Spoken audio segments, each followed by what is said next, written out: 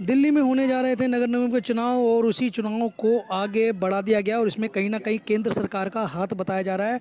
इस पे ज़्यादा जानकारी के लिए हमने बात की भ्रष्टाचार उन्मूलन महासंघ के राष्ट्रीय अध्यक्ष DK चोपड़ा जी ने। आइए सुनते हैं उन्होंने क्या कहा।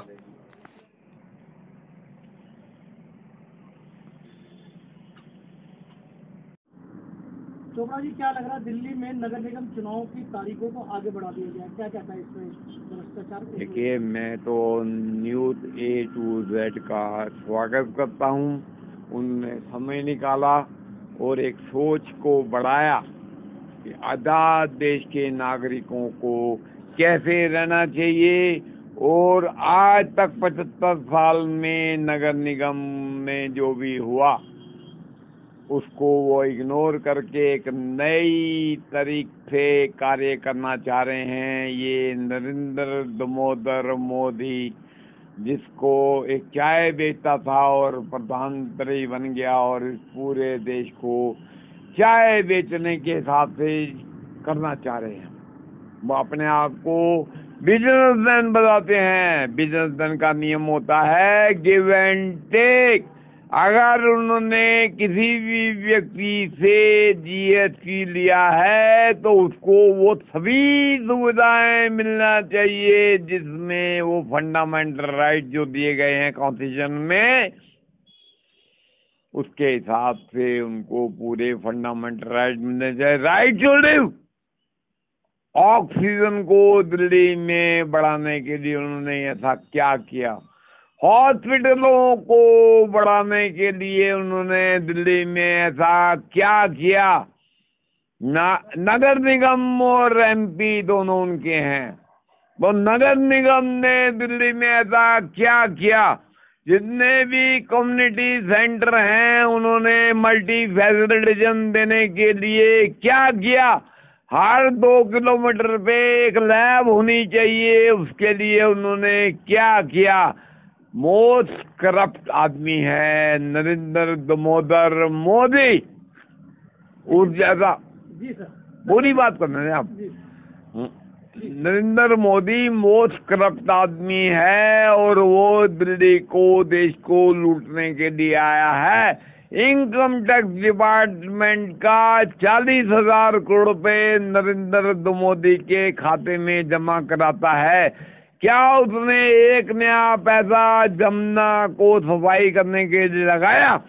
इससे पहले कांग्रेस ने 60 साल में दिल्ली के जितने भी नाले थे पूरे रूप से वो भी नहीं डाले। रास्ते में काफी गंद पड़ा रहा। गंद को रोकने के लिए उसने क्या उपाय किए कांग्रेस गवर्नमेंट ने 60 साल में? और केजरीवाल खुलेआम कहता है मैं 2025 में जमुना साफ करूंगा, फिर भी उसको पंजाब के लोग सिर माथे पे बिठाते हैं। सिर्फ ये 1000 रुपए का कमाल है जो हर नागरिक को वो देता है। मैं उसकी पार्टी में 6 महीने के लिए रह चुका हूँ। जब उसकी 28 सीटें आई थी उसने कहा था कि 1031 पे हमारे को वीडियो भेजें और हम जो है भ्रष्टाचारियों को दिल्ली से निकाल देंगे। और खुद वो भ्रष्टाचार में लिप्त हो गया और मेरे को भी अपनी पार्टी से निकाल दिया उस आदमी ने। वो कितना भ्रष्ट हो सकता है जो मैं घर से पैसे लगाता हूँ, तन मन से समाज की, देश की सेवा करता हूँ और मैं सेंट्रल गवर्नमेंट कन्फेडरेशन में रह चुका हूँ, जबकि मैंने हर सरकारी अफसर को 1.5 गुना उनका वेतन करवा दिया, परसेंटेज करवा के छठे थे कमीशन से। और जो मैंने जो है हर सरकारी अफसर के परिवार को CGHS कार्ड बनवा के दिया। उसके बाद भी मैंने दिल्ली में उनके लिए डिस्पेंसरियां बनवाने के लिए बिना भ्रष्टाचार के उनको पेमेंटें करवाई, ठेकेदारों को NOC दिलवाया। फिर भी लोग जो हैं मुझे नहीं लाइक करते। आप नहीं जानते, यहाँ पे बंगाली कॉलोनी है जिसमें लगभग 2000 लोग हैं, उनसे 1500 रुपए महीने के हिसाब से मसूदपुर डेयरी के लोग लूटते थे। मैंने एस.के. गुप्ता जो एसडीएम हैं उनसे साथ मिलके वो सारे को खत्म कराया, क्योंकि ये सरकारी लैंड पे भी वो कब्जा करके टेक्निकल बताना चाह रहे थे कि हम इसके ओनर हैं, जबकि आप देख सकते हैं जाके मसूरपुर में 2000 झुग्गियां बनी हुई हैं, जिनमें 2015 में आग लग गई थी। और मैंने जाके एसडीएम को बताया था, उसने मुझे धमकी भी दी कि मैं तुझे अरेस्ट कर दूंगा। उस सर अरेस्ट कर दूंगा मतलब क्या हुआ, मैं नागरिक नहीं रहूंगा। मैं 3 बार जेल जा सका हूँ। लड़कियां उठाने वाला गैंग खुलेआम यहाँ काम कर रहा है। ये एक दविंद्री नाम की लेडी है जो मेरे घर के नीचे रहती है और सुप्रीम कोर्ट के जजों को लड़कियां सप्लाई करती है। अभी वो ऊपर आई है, वो देखिए क्या कार्रवाई करती है। वो मानती नहीं है, वो जो है रोबोट है। हमारे ब्लॉक के 8 सीनियर सिटीजन को जान से मार दिया गया है। उनकी बुढ़िया 8 की 8 जिंदा है पिछले 30 साल से। कोई सुनवाई नहीं है। मोदी की यही पॉलिसी है कि हर बूढ़े को मार दो ताकि उसकी बेटी उसकी बहू को हम धंधा करवा सकें और हम पैसे कमा सकें। क्या देश आजाद हुआ था? पैसे कमाने के लिए, बहू बेटियों से धंधा कराने के लिए। ये बहुत ही निंदनीय थिंग है। चाहे मैं नहीं मानता, मुझे लगता है कि नेहरू और गांधी भी प्रोस्टिट्यूशन को बढ़ावा देना चाह रहे थे। क्यों देना चाह रहे थे? क्या ये महिलाएं देश की नागरिक नहीं है? इनको समान अधिकार नहीं मिलने चाहिए? समान अधिकार बाई बर्थ मिलने चाहिए। इनको कोई इंसिस्ट नहीं करेगा, आपको धंधा कराने पड़ेगा। आपको पता नहीं है, सेंट्रल गवर्नमेंट में सरकारी अफसर को अपनी माँ, बहन, बेटी, बीवी चुनवानी है, तभी उनको नौकरी पे रहने देते हैं। मैं खुद कस्टम डिपार्टमेंट में रहा हूँ और मेरे पास हजारों केस हैं पूरे इंडिया के। जब मैं घूमता था मुझे बताया जाता था। मेरा मेंबर एस वेंकटरमणैया जो बजट बनाया करता था, में जाके ये लोग गलत काम करते थे। तो कहाँ जाए हम? कांग्रेस को तो इस देश में जीने का अधिकार ही नहीं है। मैं कपिल सिब्बल का समर्थन करता हूँ जो उसने एक मूव चलाई है 23 कांग्रेस की, और उस ग्रुप को मैं समर्थन देता हूँ। अगर वो ये जो कांग्रेस की जो सत्ता गांधी परिवार है उसको हटा के कोई भी विकल्प बनाएगा, मेरा उनको पूरा समर्थन है। जहां तक दिल्ली में नगर निगम जो चुनाव आ रहे हैं, क्योंकि मोदी जी को डर लगा कि उनके कोई भी काउंसलर नहीं जीत पाएंगे। आपको मालूम है जहां बैठे हैं यहाँ का काउंसलर, उसका नाम है मनोज मलावत। वो 60 दिन तिहाड़ जेल रह चुका है और बीजेपी की सीबीआई उसको 10 लाख रिश्वत देने के जुर्म में उसके खिलाफ केस लगा चुकी है। और वो आदमी जो है, जो हमारी सरिता चौधरी है, उसके थ्रू वेंकैया नायडू को जानता है। और वो जो आदमी है मनोज जो मलावत है, उसने कोई यहाँ काम नहीं किया सिर्फ लूटने का। उसने B7 में 3 करोड़ का इसी पीरियड में फ्लैट खरीदा है, 10 करोड़ का उसने मार्बल लगाया है। और मैं जब वहां गया तो मुझे भी धमकाने और जान से मारने की उसने धमकी दी। और वो रोज यही काम करता है जब भी किसी ग्रुप में मैं उसके बारे में चर्चा करता हूँ। ऐसे लोगों को चौक में फांसी दे देनी चाहिए जो 200 करोड़ रुपए जनता के जो वसंत कुंज काउंसिलर का क्षेत्र 169 है वहां से लूट चुका है। तो जनता कहाँ जाए? टैक्स जो दिया जाता है वो ग्रुप वेलफेयर के लिए दिया जाता है कि एक आदमी, ईमानदार आदमी हमारे सबके परिवार के वेलफेयर की बात करेगा। वो हमारे नालियाँ, गंदी नालियाँ हैं, उनको सबको ठीक कराएगा और सड़कों की रिपेयर कराएगा। हमारे जीवन का स्तर ऊंचा करने का प्रयास करेगा। अगर वो नहीं कर रहा है तो उसको क्या सजा हो, ये अब मोदी जी डिसाइड करें। 1/3 पैसे मोदी जी के अकाउंट में जमा करके आप किसी को भी लूट सकते हैं, कोई भी प्रॉपर्टी लूट सकते हैं। ये खुलेआम देश में हो रहा है। क्या ये आजादी महात्मा गांधी, नेताजी सुभाष चंद्र बोस ने, जो मेरे पिताजी हैं, इसलिए उन्होंने ये संघर्ष किया उस टाइम।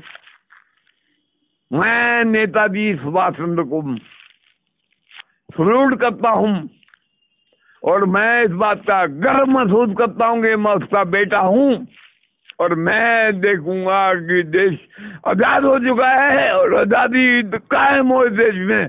जो भी भ्रष्ट लोग हैं, जहां भी है, जिस रूप में भी है, चुन चुन के उनका नाश किया जाए। सर, आपका परिचय?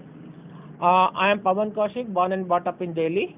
I done my graduation BSc Math Honors from Delhi University and done my B.Ed from Jamia Millia Islamia and then done Master in Computer from Birla Institute. Sir, हमें पता लगा है कि आप कई आंदोलन से जुड़े, जिसमें एक अन्ना हजारे का आंदोलन था और बड़ा ही पॉपुलर आंदोलन होता, उसमें क्या भूमिका रही थी आपकी? ये आंदोलन सिर्फ मेरा ही नहीं था, ये हर जनमानस का था जो भ्रष्टाचार के अगेंस्ट लड़ना चाहता था। जनता त्रसित थी भ्रष्टाचार से और शायद केजरीवाल, अन्ना हजारे और पूरी दिल्ली की जनता को इस्तेमाल कर गया और उसका नतीजा यह हुआ कि जिस शराब के बापू गांधी घोर विरोधी थे, आज वो दिल्ली में वो शराब by one get one comma खा जाता है। वो कितने शराब के घोर विरोधी थे और केजरीवाल अन्ना हजारे के साथ राजघाट पे आंदोलन करते थे और आज के मुंह से वो राजघाट पे जाने का दिखा सकते हैं। उस महान आत्मा अन्ना हजारे का केजरीवाल ने एक तरीके से इस्तेमाल किया, गांधीवादियों का इस्तेमाल किया, चाहे कोई भी गांधीवादी थे।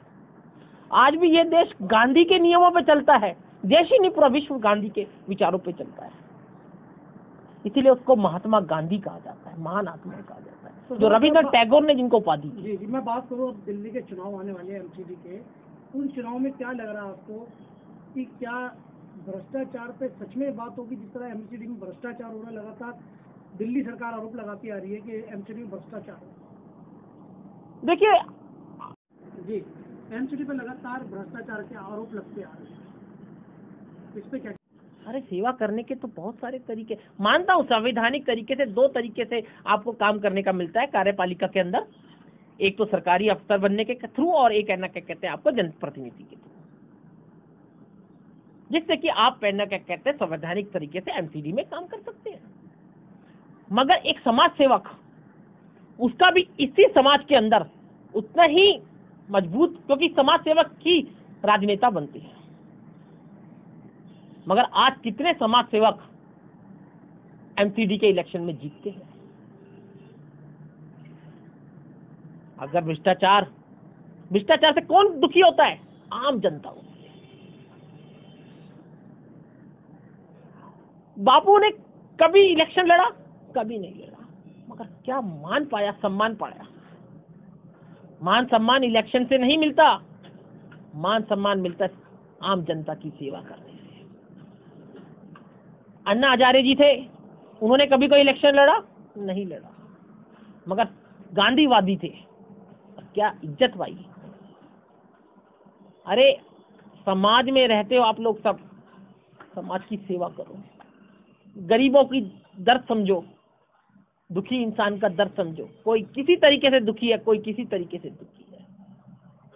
सड़कों में गड्ढे हैं, लोग बेचारे निर्दोष लोग सड़कों पे एक्सीडेंट हो जाते हैं और मर जाते हैं, कई मरे भी हैं, मगर किसी राजनेता की क्या आत्मा जागी है?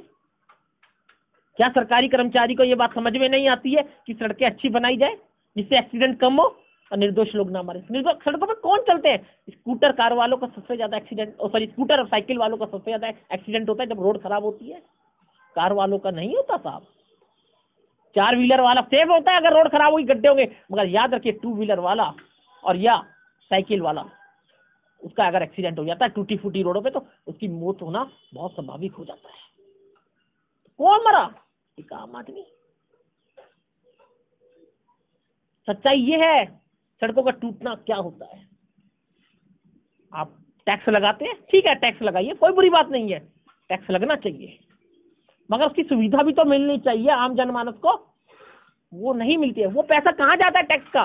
मैं पूछना चाहता हूँ, वो टैक्स का पैसा कहाँ जाता है? वो मैं जैसे समझ में आता है वो भ्रष्टाचार में ही जाता है। आज दिल्ली की सड़कें, गली मोहल्ले की सड़कें जाके देखिए क्या स्थिति है उनकी। सच्चाई देखने तो की वीडियो रील बना के आप हर चैनल आज उनकी दिखाए, मैं दिखाता हूँ आपको। चलिए मेरे साथ। सर क्या लगता है आपको कि जिस तरीके से आप बोल रहे हैं कि जो एक समाज सेवक होता है उनको चुनाव में आगे आना चाहिए, पार्टियों को उन समाज सेवकों को चुनाव लड़वाना चाहिए? यही होना भी चाहिए, क्योंकि उनको दर्द पता होता है। कोई 10 साल समाज सेवा करने के बाद वो राजनेता नहीं बनना चाहता। जब उसके अंदर ऐसी भावना आ जाती है, अरे मुझे तो गरीब और आम इंसान के लिए काम करना है, मुझे नेता बन के क्या काम करूंगा जब मुझे कोई ताकत नहीं दी जाएगी। या मेरे को एक पार्टी का मेरा अध्यक्ष जो खुद एक भ्रष्टाचारी है, जैसे कि केजरीवाल है, मैं केजरीवाल को बोलूंगा कि वो एक निहायत ही गंदा इंसान है, और मैं अपने शब्दों पर कायम हूं। मैं पूछना चाहता हूं, क्या बापू शराब का घोर विरोधी था या नहीं था? आज दिल्ली में जिस तरह से शराब बिक रही है, उसका सबसे ज्यादा नुकसान किसको होगा? औरतों और बच्चों को होगा। आदमी को, औरतें और बच्चे क्यों? उनको शराब भी, वो शराब चाहिए, वो बच्चों को मारेंगे, घर में क्लेश करेंगे, सड़कों पे दारू पी के पड़े रहते हैं। आप कभी देखते हैं क्या हाल कर रखा है? क्या केजरीवाल कह सकता है, जिस केजरीवाल ने गांधी जी के विचारों के कारण मुख्यमंत्री का पद मिला था, आज वो गांधी पे राजघाट, बापू की समाधि पे जाकर, राजघाट पे जाकर श्रद्धांजलि दे सकता है? नहीं दे सकता। क्यों? क्योंकि जो मेरा बापू, जो हमारा बापू शराब का घोर विरोधी था, जो जानता था कि शराब एक कुप्रति है समाज के प्रति, उस शराब को केजरीवाल ने दिल्ली की सड़कों पे ऐसे बिकवाया, कोरोना के अंदर खुल के शराब बिकवाई। क्या अच्छी बात करें। अरे उन औरतों से पूछो, उन बच्चों से पूछो जिनको शराब पीने के, जिनके घर में शराब के कारण आर्थिक तो नुकसान हुआ ही हुआ, मानसिक नुकसान तो हुआ ही हुआ, यानी कि उनकी जिंदगी बर्बाद हो गई। और फिर भी आप केजरीवाल को कहते हैं कि इसको एनसीडी में आना चाहिए। अब वक्त आ गया है, उन समाज सेवकों को बाहर निकलना चाहिए, जो असली समाज सेवक है, जो 15-25 साल से अपनी समाज सेवा में आ गए हैं, कि वो आए और जनता उनके साथ आए।